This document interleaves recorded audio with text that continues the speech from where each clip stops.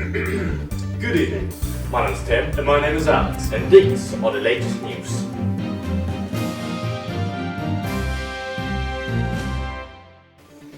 This Friday, Mount Shindaki, an active volcano, erupted in Japan, causing black clouds of ash to rise up as high as 9 kilometers into the air.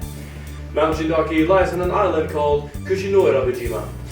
The island is located 130 kilometers off the coast of Kyushu, which is the third largest island in Japan and what we commonly see as the country's southern tip. Most of the island's residents were evacuated by boat, and only minor injuries have affected less than a handful of people.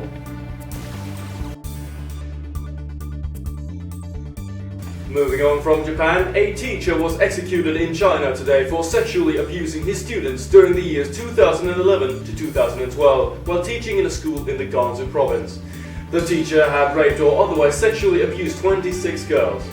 The victims' ages ranged from 4 to 11 years old, and they were all abused multiple times. The news of the man's execution was met with widespread approval over Weibo, China's microblogging platform.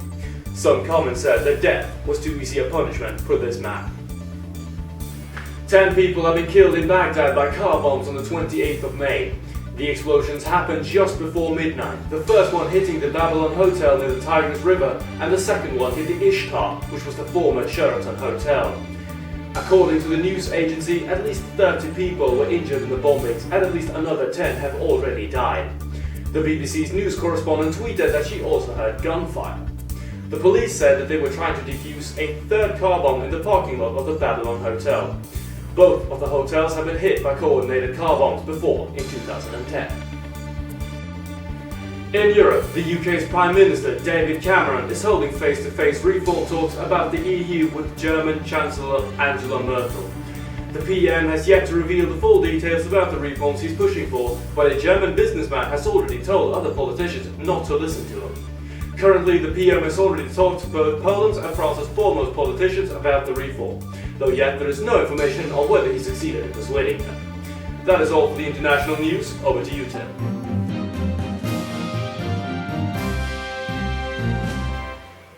Thank you, Alexander. Now over to national news. Snapchat, a reason for death. 19-year-old Adil Harun drove his car 230 kilometers an hour and wanted to brag about it. Whilst driving, he sent a Snapchat with the text, "Leads to Rockdale, 11 minutes, catch me." A couple of hours later, he drove his car against red and hit another car. In the car was 25-year-old Joseph Brown Larty, who died in the crash. The 25-year-old car was cleaved in the middle. A murder investigation has been launched after 2 men were stabbed in Birmingham. A call came into the police at 3:09 a.m. where a bypasser found 2 men lying on the ground, unconscious and bleeding. Only one made it alive from the scene. The survivor arrived at the hospital with severe injuries. The victims are believed to be in the late 20s. The police are saying they are doing everything they can to find the suspect or suspects. The police have questioned every household if someone knows anything about the murder. Moving on, doctors are now saying that 1 out of 5 cancer deaths are caused by obesity. Obesity could eventually replace smoking as the leading cause for cancer. The warning was first given at the world's biggest conference for cancer, where it was revealed that obesity kills tens of thousands of people every year in Great Britain. The same warning was given to the American people. That obesity is slowly starting to be the most common preventable reason for cancer. 3 boys were taking a chocolate home near Basildon, Essex, when 2 of the boys got stuck in mud. The mud reached up to the waists.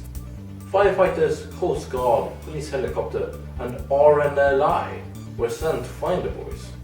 2 hours later, the boys were pulled from the sludge. The RNLI had to use hovercraft and the different crews had to use teamwork to reach the boys, who were 20 feet from land.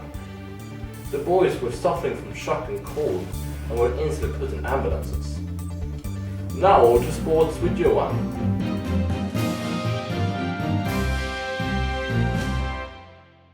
Thank you, Tim. We begin with Premier League.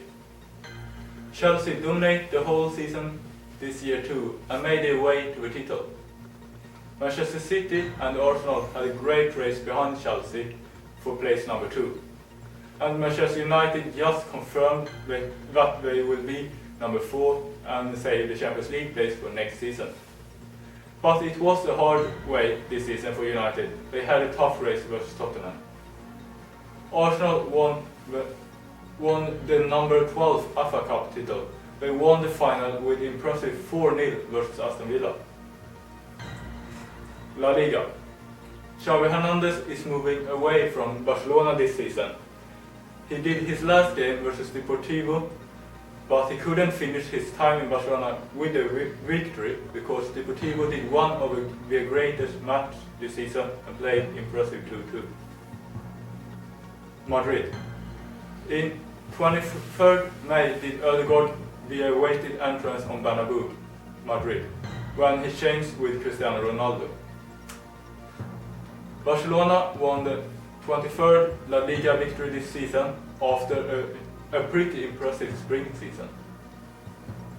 Barcelona also won the Copa del Rey. They won the final versus Atletico Bilbao with the 3-1 after Lionel Messi scored twice and Neymar scored the third goal.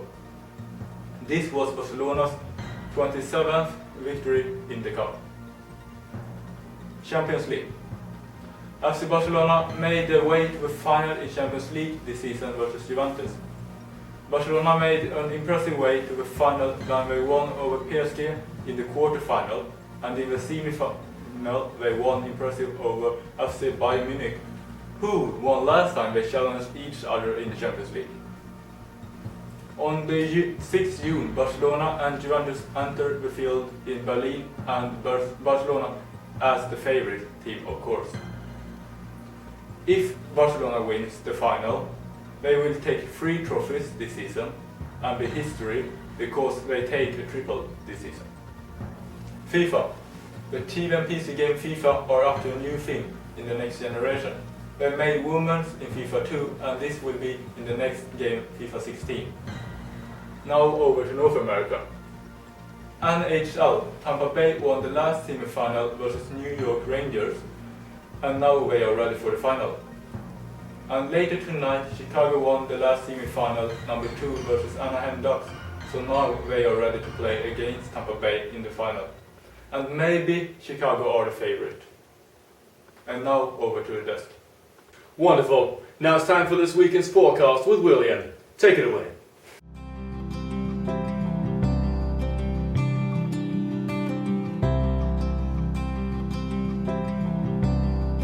Thank you, Alex. Happily, the weather here in London is astonishing, and by the looks of it, it seems that the good weather is here to stay throughout the day. The temperature is at a nice and warm 22 degrees, and it will keep around that level throughout the weekend as well. If we move on further south, the weather is looking a bit worse. There are reports of rain and a slight risk of thunder around the Southampton area, and you might want to bring your umbrella if you're planning on an outside trip. It is quite hot though. The temperature is expected to reach a peak at around 20 degrees with a lowest of 9 degrees. It will get a little bit cold on Sunday though, as a low pressure ridge is inbound from the west. Moving on past London, around Cambridge and Birmingham, there is a cold front moving in from the northwest, moving past the Island Isles and bringing some rain with it. The weather here is otherwise good. And tomorrow, Saturday, it might hit the 18 degree mark with a lowest point of 8. If we look at the northern part of Britain, Scotland, there is a storm imminent to strike. An outside meal or a picnic, even driving will not be recommended, as the winds here will reach a whopping speed of 33.5 miles per hour.